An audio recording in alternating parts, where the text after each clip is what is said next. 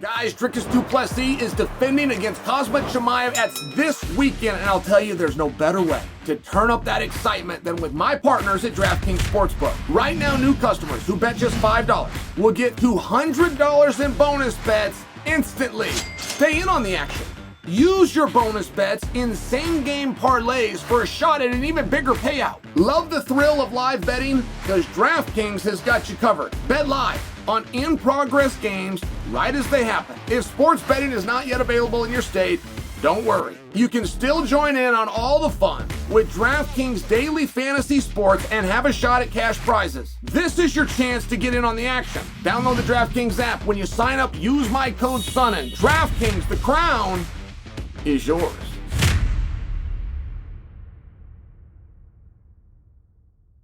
Chimaev's striking is what's going to win this fight, according to him. He just made that statement. And it's very interesting. It is interesting when the guys start doing this. And I know there's a part, you got one shoulder where you go, he's false advertising. He's throwing him off. He's playing head games. I understand that. But you are very wrong that top fighters often play head games. I mean, you're just very wrong on that. I know that belief is out there. I know when you meet a guy that talks trash, he's trying to get in his head.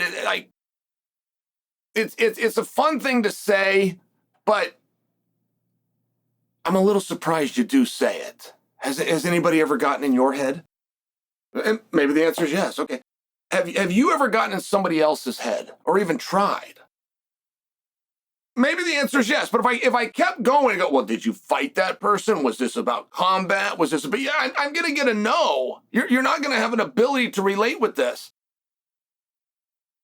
And that's a very common thing. I will see people in our sport make an assignment of guilt or of responsibility onto a fighter as though the fighter isn't a regular person. Maybe because they're on TV, or maybe because they're really good at their craft, and I'm only sharing with you. It's this very strange concept. Yes, Chimaev could be tired of doing interviews, and so finally just proclaimed himself this great striker. Like, that should be considered. But when's the last time he's done that?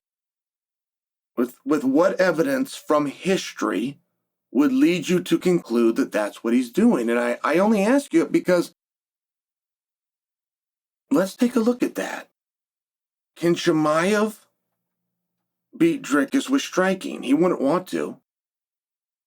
I think we can agree on that. Striking is a piece of Chimaev's game, and we have seen it, and we could bring history to prove that point, but only for 2 fights, and never as his first option, right? Whether it was Kamaru or it was Gilbert Burns, the first option was very clearly get them down. When there was a resistance, then he quickly flowed into showing us how good he was as a mixed martial artist and how good that he was with his hands. So I'm not as interested in the Chimaev just gave an answer to get clicks. I'm not as interested in that. I'm more interested in what has Chimaev seen from Dricus that he believes that he would have to outstrike him? Because we can all agree that won't be Chimaev's first option. But if he has accepted that, and I can relate, I've been there. I took down every opponent that I ever faced. But I did go into a couple of matches understanding that takedown isn't going to be there whenever I want it. I am going to have to engage. I am going to have to strike to possibly get to a clinch or to possibly see an opening to change elevation and to tackle my opponent. And that would definitely be me complimenting them. That'd definitely be me, from what basis? Well, maybe I worked out with them once before, or maybe I just seen them fight. Or maybe I was well aware of their skills. And I was able to be objective and say, hey, my offense is not powerful enough to overwhelm them.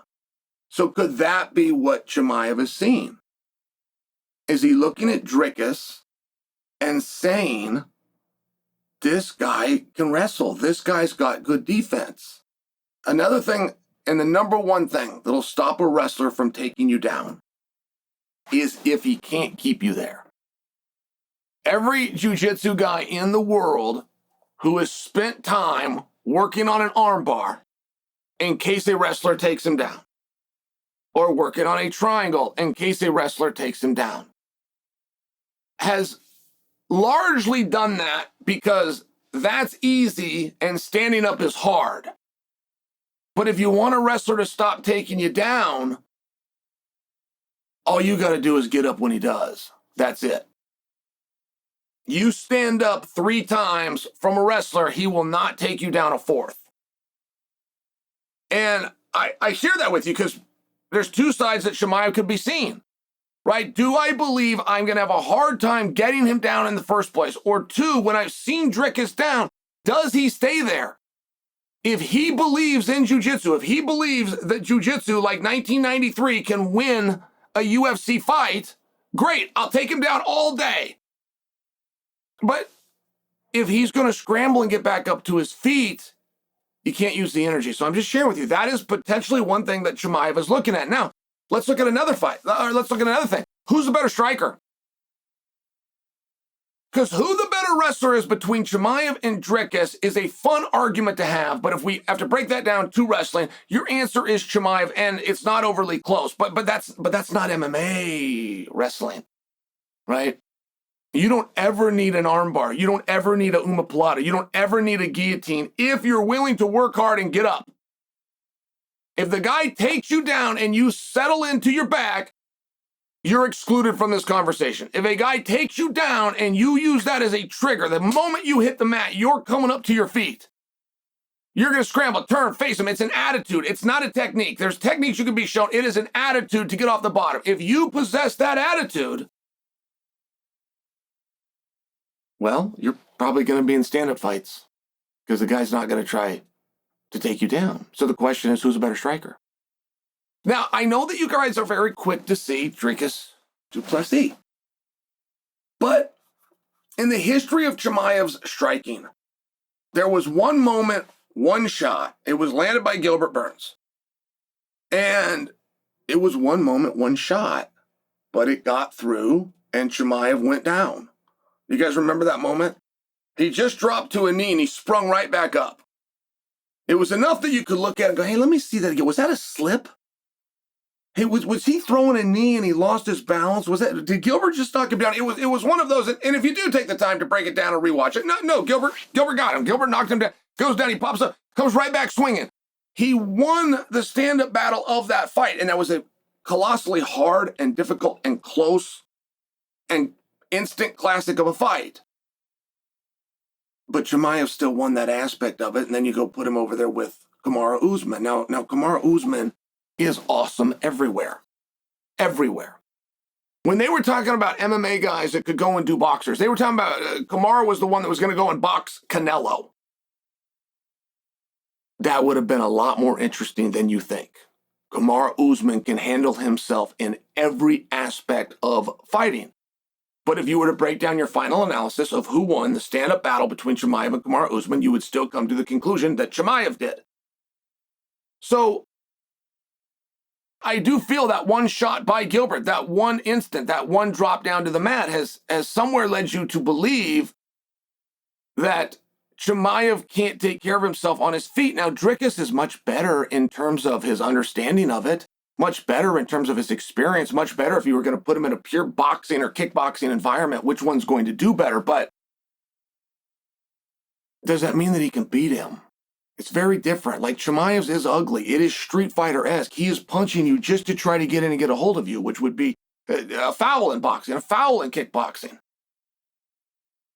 But he still lands punches. He still throws a lot of them. There's still enough power on him. They're still coming for your face. So it's a little bit harder question than you might think.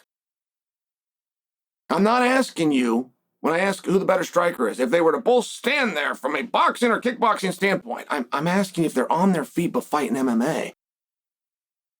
Are you sure that Dricus is better? Are you sure about that?